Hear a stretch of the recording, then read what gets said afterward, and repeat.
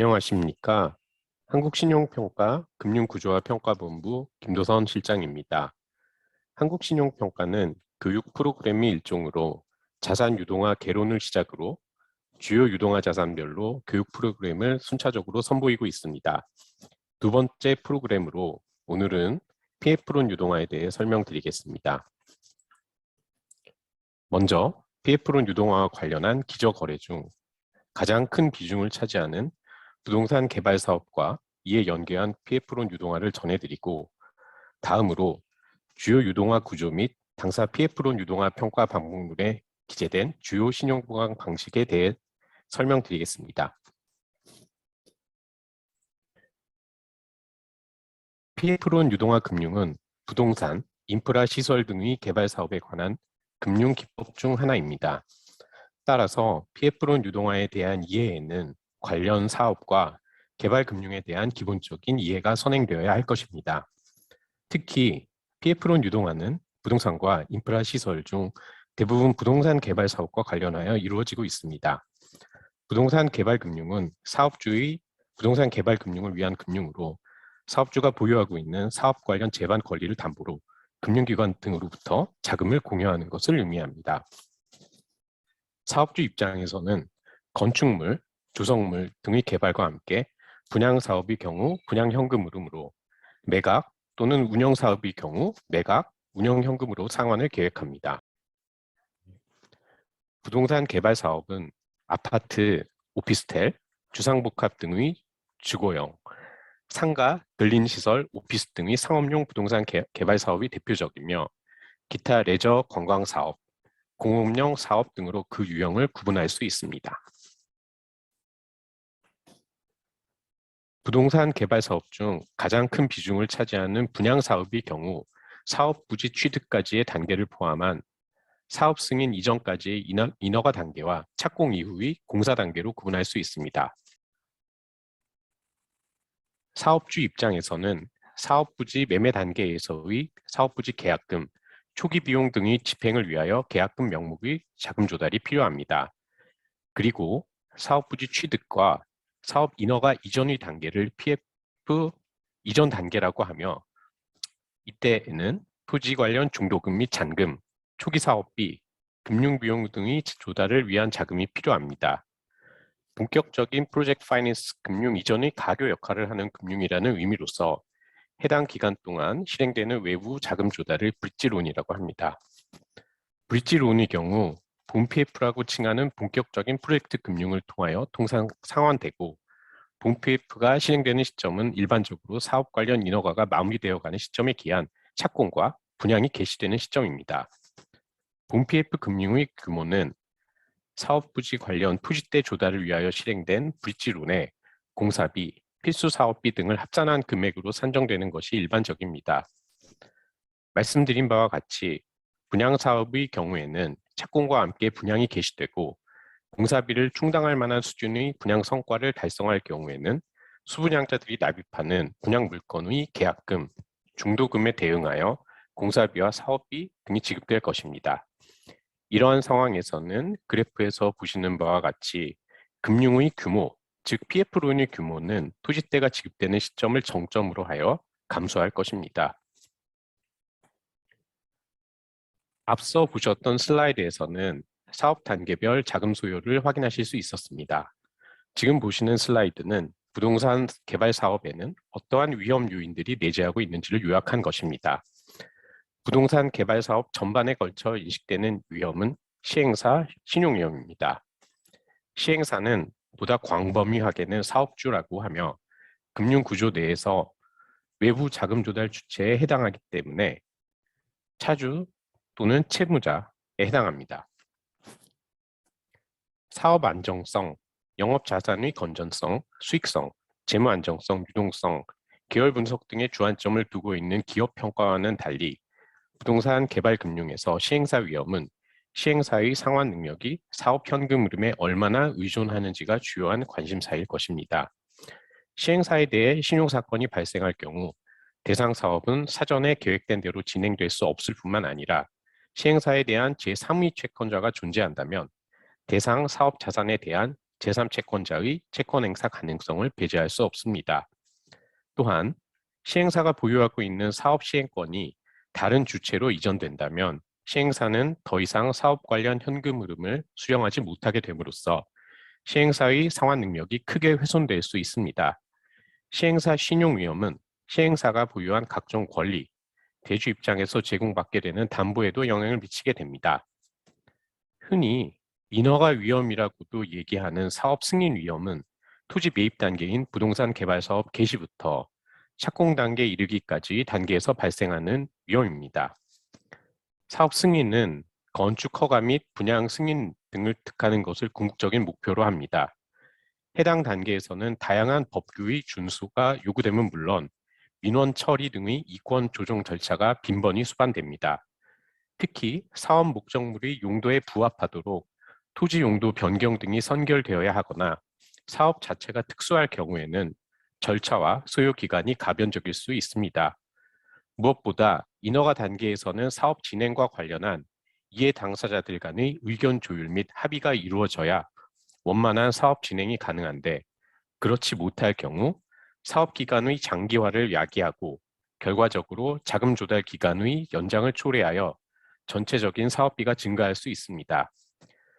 착공 전후 시점부터 준공 이전 단계의 PF론 단계에서는 주로 분양 위험에 해당하는 시장 위험과 시공 위험이 있습니다. 착공 전후로 실행되는 본 PF로는 실질적으로 초기 분양률과는 무관하게 안정적인 공사비 등을 충당할 목적으로 약정금 등이 설정됩니다. 본 PF로는 분양대금 납부 스케줄상 가장 큰 비중을 차지하는 분양 잔금의 유입 이전에 기성 공사비를 안정적으로 지급할 목적으로 조달되는데 분양 실적이 저조할 경우 PF론의 상환 재현이 되는 현금 흐름 규모가 충분하지 않을 것입니다. 준공 위험은 주로 책임 준공을 약정하는 시공사의 재반 능력에 의존하지만 민원, 유물 출토, 지하 안반의 발견, 기타 불가항력 등에 의해 준공이 지연될 가능성도 존재합니다. 부동산 개발 사업과 관련한 주요 기초자산은 사업주에 대한 대출 채권 및 부수 담보권, 사업 시행 관련 재반 권리, 개발 부지 관련 재반 권리 등을 망라합니다. PF론 유동화 구조의 가장 기본적인 형태는 오른쪽 그림과 같습니다. 주요 기초자산 거래 중 시행사에 대한 대출 등이 기초자산이 되는 구조입니다. 유동화 SPC는 채무자인 시행사의 개발 사업과 관련한 자금 조달을 위하여 PF론 약정을 합니다. 유동화 SPC는 시행사에 대한 대출을 위하여 자금 조달이 필요하고 이를 위하여 유동화 증권을 발행하거나 금융기관으로부터 유동화 대출을 받게 됩니다. 시행사는 유동화 SPC로부터 조달한 대출금을 피담보 채무로 하여 자신이 당해 개발 사업과 관련하여 확보, 보유하는 토지, 시행권, 분양대금 청구권, 예금 반환 채권 등에 대한 담보를 설정하여 유동화 SPC에게 제공하게 됩니다. 이는 기초자산인 PF론의 회수를 제공하는 채권 보존수단이 됩니다. 이와는 별도로 유동화 SPC는 시공사 등을 포함한 기초자산 신용보관기관으로부터 보증 또는 이와 동일한 효과를 발휘하는 수단을 제공받게 됩니다. 해당 수단들이 적절하게 제공될 경우에 기초자산의 신용등급은 기초자산 신용보관기관의 신용등급 수준으로 제고될 수 있고 이는 유동화 SPC가 발행한 유동화 증권의 신용등급으로 귀결합니다. 기초자산의 신용보관 여부와 별도로 유동화 SPC에 대한 외부 신용보관기관이 유동화 증권의 신용도 제고를 위하여 참여할 수 있습니다. 이때 유동화 SPC가 발행하는 유동화 증권 등의 신용등급은 외부 신용보관기관의 신용도 수준으로 제고될 수 있을 것입니다. 앞선 슬라이드에서 소개해드린 유동화 구조는 PF론 유동화 거래상 이해 당사자 중 온전하게 특정 주체의 신용도에 연계하는 신용 대체 구조와 그렇지 않은 신용 대체 이외의 구조로 구분할 수 있습니다. 먼저 신용 대체 구조는 별도의 기관이 유동화 증권 등의 상환이 가능한 규모의 신용 보강을 신용등급 부여가 가능한 조건으로 제공함으로써 유동화 증권의 신용등급이 신용등급을 제공하는 기관의 신용도로 대체되는 구조입니다. 슬라이드에서 보시는 바와 같이 유동화 SPC가 PF 대출 채무를 피담보 채무로 하여 제공받은 각종 물상 담보와는 별개로 기초자산에 대한 보증 또는 별도의 신용보관기관이 제공되는 형태가 그 전형입니다. 제공된 담보는 PF 대출 채권의 상환 가능성을 제고하는 담보로 기능하지만 적기 상환 가능성을 포함한 유동화 증권의 신용등급의 부합 여부가 불확실하기 때문에 시공사 등이 PF 대출에 대하여 보증 등의 기초자산 보강을 제공하거나 금융기관 등이 유동화 SPC에 대한 자금 공여 등을 제공하여 유동화 증권 자체에 대한 신용등급 수준을 제고합니다. 이러한 신용보강은 동시에 이루어질 수도 있으며 어느 하나가 선택적으로 이루어지는 경우도 있습니다. 신용 대체 구조가 있다면 그렇지 않은 구조도 있을 텐데요. 이는 보시는 슬라이드에 해당합니다. 이러한 구조에서는 신용보강 등이 제공되지 않거나 신용보강이 제공되었다고 하더라도 유동화 증권의 신용등급에 미치지 못하는 경우로서 PF 대출과 이에 부수한 담보로부터 회수 가능한 금원의 규모와 유입되는 현금 흐름의 발생 시기가 유동화 증권의 신용등급에 부합한 구조를 총칭합니다. PF론 유동화 시장은 PF 대출 채권을 기초자산으로 하는 신용대체 유동화 구조의 규모가 압도적으로 높은 비중으로 형성되어 있습니다. 그래서 근본 팟캐스트에서는 PF 대출 채권을 기초자산으로 하는 거래 중 신용대체 구조에 집중하여 설명드리도록 하겠습니다. 그리고 보다 구체적인 설명이 시작되는 다음 슬라이드부터는 신용대체라는 표현을 대신하여 실무에서 보다 빈번하게 활용되는 신용보강이라는 용어를 사용하겠습니다.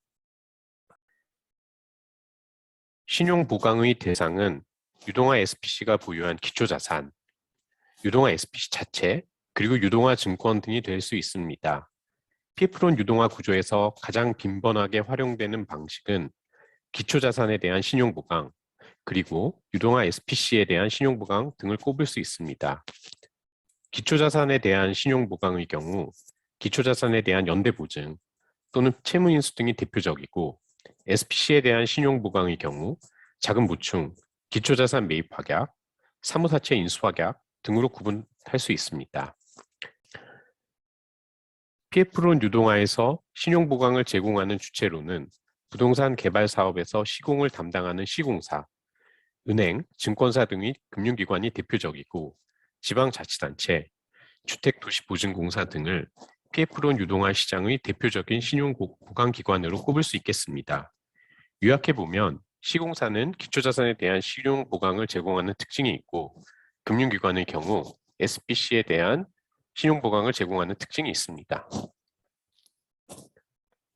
사업주인 시행사의 신용위험이나 불안정한 사업 현금 흐름 등을 고려하여 PF 금융에 대한 일정 수준의 신용도를 제고하여 투자자 확보가 용이하도록 하기 위하여 건설사, 시공사는 신용보강을 제공합니다. 시공사는 시공권의 확보, 공사비 책정 등을 유리하게 하고 예정된 공사 수익을 창출하기 위하여 자신의 신용을 제공하게 되며 앞서 설명드린 바와 같이 기초자산에 대한 연대보증, 기초자산에 대한 채무인수, 유동화 SPC에 대한 자금보충 및 미이행시 채무인수 조건 등의 약정을 체결하여 유동화 거래에 참여합니다. 지금부터는 신용보강 방식별로 구분한 유동화 구조도와 함께 각 구조별 특징과 신용평가 관점에서의 주요 사안에 대해서 설명드리도록 하겠습니다. 먼저 기초자산에 대한 연대보증과 채무인수가 제공된 구조입니다. 유동화 SPC와 채무자 간의 PF론 계약에 근거한 PF론을 피보증채무로 한 연대보증 또는 채무인수가 제공됩니다. 연대보증이나 채무인수의 내용은 대출 약정에 포함되는 경우도 있고 별도로 연대보증 약정이나 채무인수 약정이 체결되기도 합니다. 먼저 연대보증의 특징에 대해 말씀드리겠습니다. 연대보증인은 주채무자와 연대하여 채권자에 대해 채무 변제 의무를 부담합니다. 따라서 채권자인 유동화 SPC와 채무자인 시행사 간의 대출 채권 채무 관계가 성립하는 시점에 연대보증인은 채무자와 동일하게 채무자의 지위에 놓이게 됩니다. 연대보증인은 최고 검색의 항변권을 갖지 않습니다. 이로 인하여 채권자인 유동화 SPC는 주채무자에게 채무 이행을 청구할 필요 없이 곧바로 연대보증인에게 보증채무를 이행을 청구할 수 있습니다. 연대보증은 그 특성에 따라 유동화 거래 시 다음의 사안들에 대한 점검이 필요합니다. 연대보증은 부종성을 갖는데 이는 주채무, 즉 대출 채무가 감축하거나 효력을 상실하게 되면 연대보증 채무도 해당 부분만큼 성립하지 않음을 의미합니다. 따라서 대출 약정 내 연대보증 조항 또는 연대보증 약정서 내에 부종성 배제 특약을 포함합니다. 배제 특약의 내용으로는 여하의 사유로 주채무가 조정되는 경우에도 연대보증인은 원래의 대출 약정상 피담보 채무 전액에 대한 보증 채무를 이행해야 한다는 내용이 들어갑니다. 재건축, 재개발 조합 등 구성원이 총회를 거쳐야 주채무의 수권이 확보되는 경우에는 차입의 효력이 수권 미비로 상실되는 경우가 있는데 이때 보증인은 이와는 별도로 대출 채무 규모에 상응하는 독립적인 채무를 부담하는 조항을 삽입해야 합니다. 연대보증 책임의 범위는 대출 원리금 상환 채무에 대출 약정의 효력 상실 시 주채무자가 부담하는 부당이득 반환 채무까지를 포함하도록 합니다. 다음은 기초자산 채무인수에 대해 말씀드리겠습니다. 채무인수 조항에는 대출 약정에 따라 주채무자가 부담하는 채무를 아무런 이유나 항변권의 유보 없이 인수한다는 내용이 포함되어야 합니다. 채무인수가 연대보증과 구분되는 몇 가지 특징 중에 가장 대표적인 것 중 하나는 채무자의 지위를 부담하게 되는 시점입니다. 앞서 말씀드린 바와 같이 연대보증인은 주채무 관계가 성립하는 시점에 연대보증 채무자로서의 지위에 놓이게 되지만 채무인수인의 경우 특정한 조건이 달성되는 시점에 채무자로서의 의무를 부담하게 됩니다. 채무인수에는 주채무자를 채무자의 지위에서 면하게 하는 면책적 채무인수와 주채무자를 기존과 동일하게 채무자의 지위에 두고 채무인수인이 채무를 인수하는 중첩적 채무인수가 있습니다. 중첩적 채무인수는 병존적 채무인수라고도 하며 채무인수의 종류와 무관하게 채무인수인이 채권자인 유동화 SPC에 대항하지 않고 채무를 변제하게끔 약정서 내에 구현하도록 합니다. 유동화 계약서의 구현에서 가장 중요한 포인트 중 하나는 채무인수인의 의무와 권리가 동시 이행 관계로 성립하지 않도록 하는 데에 있습니다. 예를 들어 채무인수와 시행권의 인수 청구가 동시에 이루어져야 한다는 내용 등은 배제되어야 합니다. 더하여 대출 약정의 효력 상실, 채무 재조정 관련한 부정성 이슈는 연대보증 약정 내의 다른 조항들과 동일하게 구성되어야 합니다.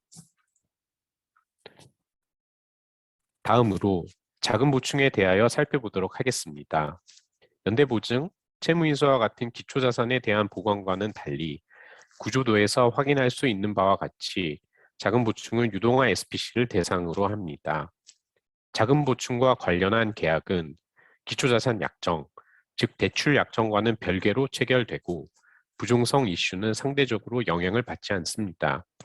자금 보충은 SPC가 기발행한 유동화 증권의 상환 지원이 부족할 경우 자금 보충인이 유동화 SPC에 대한 이자부 대여 방식으로 이행되어야 하고 자금 보충 기관의 대여금은 유동화 증권의 상환 재원이 됩니다. 자금 보충 약정은 SPC가 발행한 유동화 증권의 상환 재원이 부족한 경우 자금 보충인이 부족 자금을 SPC에 대여하는 금전 소비대차 거래의 일종입니다. 따라서 기초자산 연대보증, 채무인수 구조에서와 달리 유동화 SPC는 자금 보충 기관, 즉 신용보강 주체에 대한 채권자적 지위를 갖지 못합니다. 오히려 자금 보충이 실행된 이후 유동화 SPC는 자금 보충인에 대한 자금 보충금을 상환해야 하는 채무자의 지위에 놓이게 됩니다. 시공사가 자금 보충을 제공하는 구조의 경우 자금 보충을 이행하지 않는 경우에는 기초자산을 인수하도록 하는 약정을 추가하도록 합니다. 자금 보충을 활용한 유동화 거래에서는 다음의 사안들에 대한 확인이 필요합니다. 자금 보충 약정은 자금 보충 기관과 SPC 간의 계약으로 작성되어야 하고 자금보충기관의 자금보충금은 반드시 유동화 SPC 명의 계좌로 입금하는 방식으로 이행되어야 합니다. 경우에 따라 자금보충 약정 당사자에서 채무자가 포함되는 경우도 있는데 이 경우라도 자금보충금의 실행은 유동화 SPC에게 직접 이행되도록 해야 합니다. 또한 채무자 회생법상 무상행위로 해석되어 부인권이 행사될 여지를 방지하기 위하여 이자부 거래로 구성하도록 합니다. 자금보충과 관련한 민법상 소비대차 거래의 효력 방지를 위하여 배제 특약 등을 추가하는 것도 유념해야 합니다. 자금보충이 제공된 유동화 구조의 경우 건설사 등 일반 기업은 물론 뒤에서 설명드릴 증권사 또는 금융기관이 신용보강기관으로 참여하는 거래에서 활용되는 경우도 있습니다.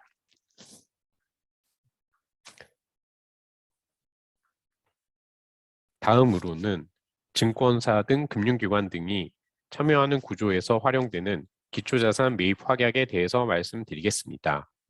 기초자산 매입 확약은 기초자산 약정과는 별개로 체결되는 약정으로 자금보충 구조상의 약정과 동일하게 부종성 이슈가 상대적으로 제한적입니다. 기초자산 매입 확약과 관련한 약정은 기초자산이 시장 상황에 따라 가격 변동성에 노출된 경우를 포함하여 가치가 조정되었을 경우라도 매입하기로 한 매입가는 사전적으로 특정되어야 합니다. 기초자산은 대출채권, 수익증권, 사채권, 수익권 등 유동화에서 언급될 수 있는 모든 종류의 기초자산을 망라합니다. 기초자산 매입 확약은 SPC가 보유하는 기초자산에 대하여 유동화증권 상환재원 부족 등의 약정된 이벤트 발생 시 매입 확약인이 기초자산 또는 담보자산에 대한 매입 의무를 부담하는 것을 의미합니다. 약정한 매입 확약 금액은 유동화증권 상환의 충분한 수준으로 설정되어야 하며 어떠한 경우에도 조정이 되면 안 되도록 합니다. 유동화 거래상 체크해야 할 사안에 대해 말씀드리겠습니다. 약정 내에 SPC가 기초자산을 매도할 수 있는 권리는 취소 불가능하도록 합니다. SPC는 유동화증권 상환 지원이 부족한 경우 아무런 제한 없이 기초자산 매입을 매입 확약인에게 요청할 수 있도록 해야 합니다. 그리고 SPC의 청구 시점에 자산 양수도는 이루어진 것으로 간주하여 별도의 양수도 계약을 수반하지 않도록 합니다. 매입 확약인은 SPC가 요청할 경우 매입 대금을 일체의 공제 없이 약정한 시점까지 우선적으로 SPC에게 지급하도록 하며 기초자산의 소유권 이전에 필요한 서류 미비 등을 이유로 매입 대금의 지급을 거절할 수 없도록 해야 하는데 여기서 얘기하는 약정한 시점은 최소한 유동화 증권 만기일로 합니다. 기초자산이 대출채권일 경우에는 약정 무효 등 대출채권의 부존재, 대출 약정의 해지, 해제에도 불구하고 확약기관의 확약이 이루어지도록 해야 하며 자금보충과 마찬가지로 불안의 항변권 배제 조항 등을 계약서 내에 규정하도록 합니다. 또한 기초자산이 대출채권인 경우에는 확약서 내에 사무사채 인수 확약 또는 자금보충 등의 방법을 혼합하여 이행할 수 있도록 합니다. 그 이유는 유동화증권 상환 재원이 부족한 경우 등의 확약 이행 사유가 발생하여 확약기관이 대출채권을 매입한 경우 유동화 프로그램을 재개하기 어려운 경우가 발생할 가능성이 있기 때문입니다. 다음으로 사무사채 인수 확약에 대해 설명드리도록 하겠습니다. 사무사채 인수 확약은 SPC가 발행한 유동화 증권 등의 상환 지원이 부족한 경우 SPC가 무등급 사무사채를 발행하고 사무사채 인수 확약 기관은 해당 사무사채를 아무런 조건 없이 인수하면서 사무사채 인수대금을 SPC에 납입함으로써 SPC가 해당 자금으로 유동화 증권 등을 상환하는 형태의 구조입니다. 사무사채 인수 확약상 확약기관의 인수 한도는 유동화 증권을 전부 상환할 수 있을 정도로 충분히 설정되어야 합니다. 사무사채는 사전적으로 정해진 발행 조건 및 사채권 양식에 따라 발행하도록 합니다. SPC가 발행한 사무사채를 인수하는 경우 SPC에 대한 채권자가 기존 유동화 증권 투자자에서 사무사채 인수 확약 기관으로 대체됩니다. 사무사채 인수 확약 약정의 당사자는 SPC와 사무사채 인수 확약 기관이 됩니다. 사무사채 발행 사유로는 유동화증권 상환 대금이 특정 시점까지 SPC 계좌에 확보되지 못하는 경우 또는 유동화증권 차환 발행 구조에서는 차환 발행 대금이 납입되지 않는 경우 등이 포함됩니다. SPC가 발행하는 사무사채의 이자는 후급되도록 규정합니다. 앞서 말씀드린 대로 사무사채는 사무사채 인수 확약 약정상 정해진 발행 조건 및 사채권 양식에 따라 발행하고 사무사채 인수 확약 기관은 동사채를 인수합니다. 해당 사채권의 발행 조건이 사전적으로 정해졌음에도 불구하고 사채의 이자율 또는 형식 요건 일부가 합의되지 않았음을 이유로 인수확약 기관이 인수를 거절하지 않도록 배제 조항이 포함되어야 합니다. 지금까지 PF론 유동화 구조의 개요와 주요 유동화 구조에 대하여 말씀드렸습니다. 끝까지 시청해 주셔서 감사합니다.